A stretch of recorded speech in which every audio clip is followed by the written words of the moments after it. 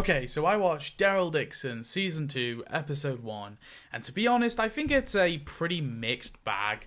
There's things I really like about this premiere, but there's just some glaring issues and really dumb things I didn't like. Maybe I was in a bad mood and that's why I noticed all these little nitpicks, but I think there's too many of them just to be nitpicks. This episode is a massive contrived mess. So let's talk about the good first, and then we'll talk about the bad. Okay, so the good. I like the stuff with Carol and bringing up Sophia and how that contrasts to Ash's loss of his son, Avi. And I think the way that Carol convinces Ash to go on the journey is a little bit contrived. It's a little bit, I feel like we should have fleshed this out a bit more. But I do like the fact that she lies about Sophia possibly being alive in France. I like that as a concept. And I think it will set up some good drama to come when Ash obviously inevitably finds out that she lied. In terms of the Daryl stuff, I really loved that little whole scene where they're ambushing the trucks, and I like the fact that when the explosions don't go off, he just starts popping people to save those dudes. I found all the stuff at the nest kind of boring. I don't care about the leader guy. I don't care about this stupid conflict that Laurent shouldn't be learning how to fight. We're 12, 13 years into the apocalypse. I think this sort of plot point makes sense in the first couple years of apocalypse, but at this point it's I don't care if this dude's the Messiah figure. It's a bit ludicrous, and I just find this plot point kind of boring, essentially.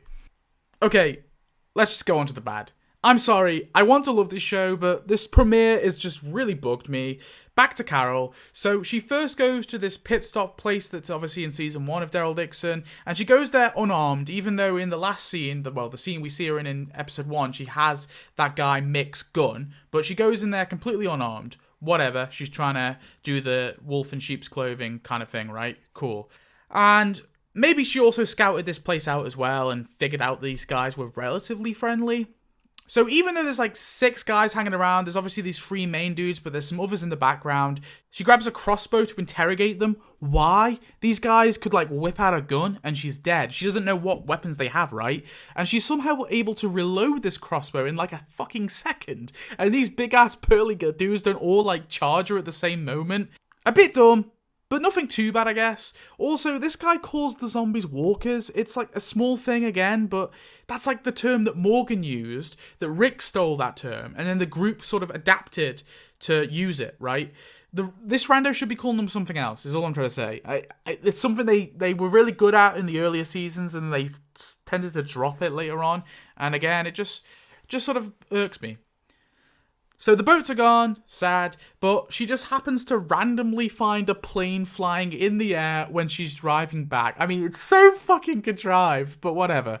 Okay, so let's talk about Ash. This guy lives on his own. He has lived on his own for a long time. It seems since near the start of the outbreak, or relatively in those sort of early years. He has this compound, looks cool, right? And he has a plane. He's managed to produce ethanol for the plane, fuel, whatever. He flies a plane just to be up in the air, but I guess I'd probably do the same if I had a plane. Although you have to admit, why would you take that risk? It's very dangerous, right? Especially when you're on your own.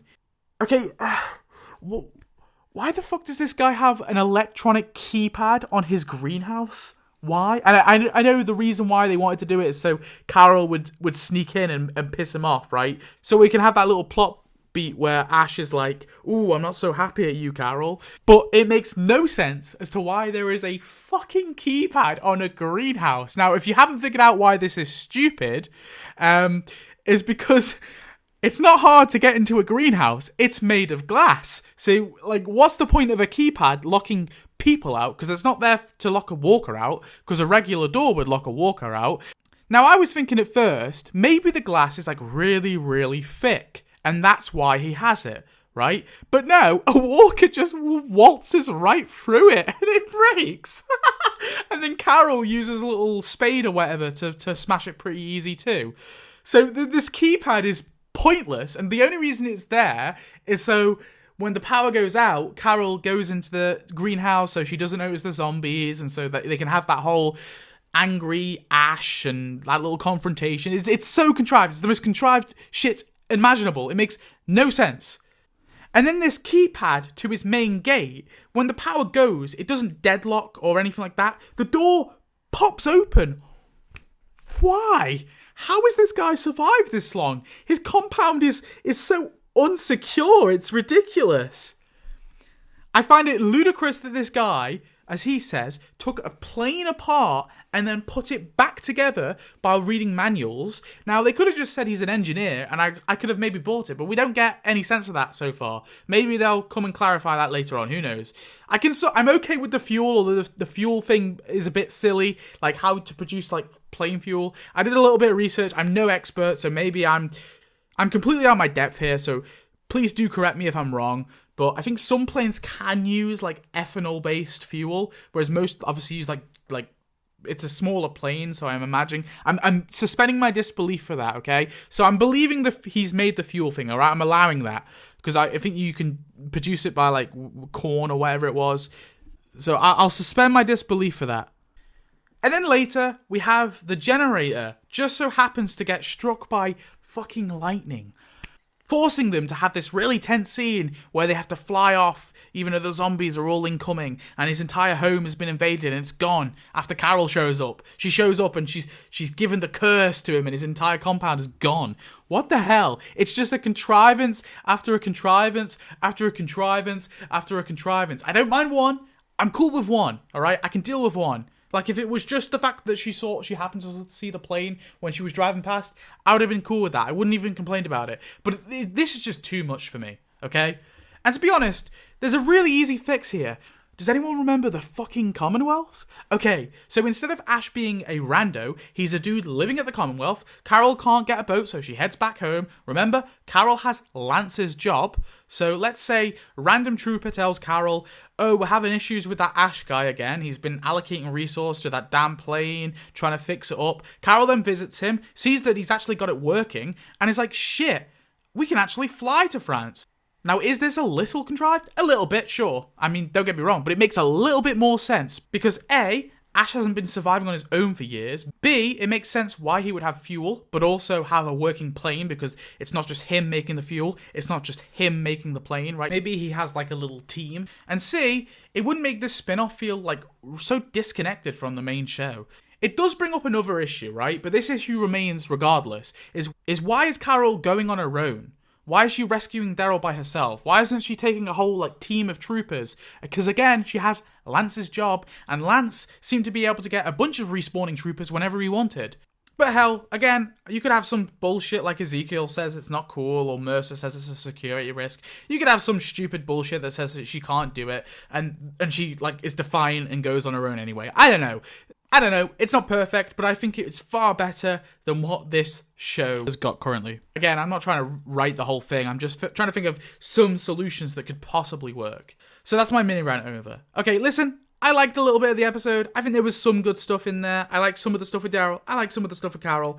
I loved how it opens with the Carol listening to the relaxation tape, and then it ends with Ash basically kind of saying the same thing. I like that little opening, closing scene. That's cool to me. But there was just so many contrivances in this episode and so many stupid plot points. And I was excited for the Carol stuff because I found all the stuff with the French characters so fucking boring. All those characters are so boring. The nun lady is boring. Isabelle, she's boring. Laurent is boring. This new fucking Nest leader guy who seems to be a bit of a cult dude, he's boring. I don't like the villain woman. The fact that she basically walked up to a guy armed with a shotgun without any fear, laughing at him, taunting him.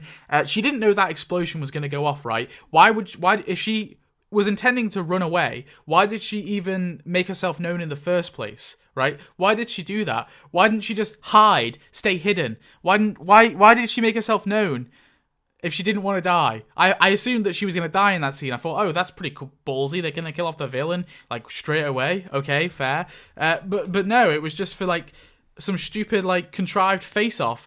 And then the explosion goes off. Where does she run to? There's nowhere to run to. There's a few cars that maybe she's ducked behind. They say, Daryl, we have to go now. Daryl, you can run behind that car where she's most likely hiding and pop her in the head, and then you can go, okay? Like, she's not getting far. She's injured. And, like, Daryl looked away for, like, a second. So stupid. So stupid. Okay. I'm over. That's it. Thanks for watching. Yeah, but overall, I mean, Daryl's cool, so I guess, like, a 9 out of 10.